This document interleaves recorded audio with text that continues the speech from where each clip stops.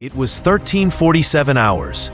18 armored vehicles, a massive Russian convoy, plowed down a muddy track near Kostiantyn to Nivka. They were racing towards their secure launch point, timed perfectly to move under the cover of a massive storm. Heavy rain had grounded every Ukrainian drone all morning, but the convoy commander missed one critical detail. The weather was breaking up faster than anyone predicted. Clear skies were moments away. Their safe road march was about to become a devastating ambush. In 3 concealed bunkers, 3 Ukrainian drone teams launched into a desperate frenzy. 24 FPV drones screamed to life. Motors went from 0 to maximum RPM in under 2 seconds. A sudden visibility jump was a double-edged sword. The enemy column was now clearly visible. A 400-meter chain of steel stretched across the mud. They had just 10 minutes before those tanks reached the concrete ruins of an old farm, a fortified position from which they could not be dislodged. The convoy had to be stopped now. The moment those first control signals transmitted, the Russian electronic ecosystem lit up. A nearby SER-VSS-5 electronic warfare array locked on in 0.3 seconds. Standard FPV frequencies blazed across their screens like a flare in the spectrum. The system triangulated the Ukrainian positions to within a terrifying 25 meters. Accurate enough for a precision artillery strike. The death warrant was signed and sent instantly to guided artillery batteries 12 kilometers behind the advancing column. Every drone operator knew the drill. Gain altitude before the rounds fly. But climbing exposed their signals above the protective terrain masking. The Russian Orlan 30 reconnaissance drone, circling at 2,000 meters, swung its camera pod, its infrared sensors picking up the heat bloom from the drone equipment despite the thermal blankets. The Orlan's laser designator painted the operator positions with a coated infrared beam.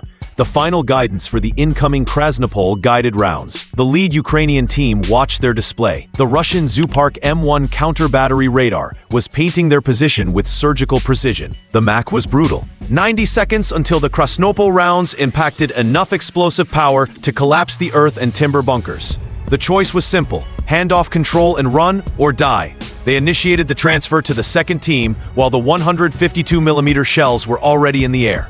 8 drones under their command switched to GPS waypoint following a 3-second vulnerability window. At 140 kilometers per hour, that meant 116 meters of unguided blind flight. If the handoff failed, a third of the attack force was gone before it started.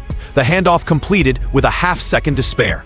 The first team sprinted through the wheat stubble, and behind them, their bunker erupted. The Russian column's BMPT Terminators, specialized anti-drone vehicles, packed with dual 30mm cannons and anti-tank missiles, were now tracking multiple air contacts. Team 2 now controlled 16 drones, a doubled electromagnetic signature. Impossible to miss. The Orlan 30 walked them with the infrared laser, and the SER-VSS-5 narrowed the positional accuracy to 10 meters. They had 90 seconds.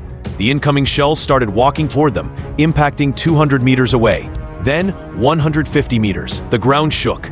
The operators held their hands steady, 16 feeds racing across their screens. The countdown accelerated. 45 seconds for Russian gunners to recalculate, 30 seconds for the next rounds to fly. They initiated the final handoff sequence to Team 3, grabbing only their critical gear, leaving everything else behind.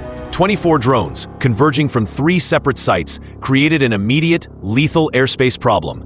At 140 kilometers per hour, a collision meant plastic confetti. Team 1 was at 150 meters altitude, northwest. Team 2 at 180 meters, northeast. Team 3 at 120 meters, south. They relied entirely on a practiced choreography. A 5-second separation at the 2-kilometer mark. They had to trust the timing, even as wind shear threatened to push one drone into another's path. Then, the second threat arrived, a visible wall of rain, advancing at 30 kilometers per hour, 4 minutes from impact. Lightning flashed within it, each strike an electromagnetic pulse that could scramble control signals. The window was slamming shut from both sides. The drones had to hit their targets in the next 90 seconds, or the mission was a failure. Battery levels, low from fighting headwinds, allowed for exactly 1 attack run. No second chances.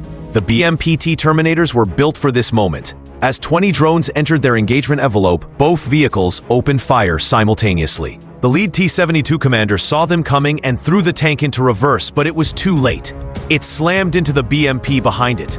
20 impacts occurred across 8 searing seconds. A drone found the gap in a tank's cage, detonating against the turret ring and jamming it in place. Another destroyed an engine through an open rear door. Terminators took hits to their optics and engine compartments. Mobility and firepower were instantaneously knocked out. Within 90 seconds of the first hit, 12 vehicles were immobilized or burning. Crews abandoned their steel coffins, running for the tree line. 3 tried to escape off-road, only to immediately bog down in the saturated mud. 4 remaining drones circled and one by one, methodically finished off any serviceable vehicle that remained. Mission complete. If you like deep dive in military, please don't forget like, comment, share, and subscribe for more informative videos. Thanks for watching.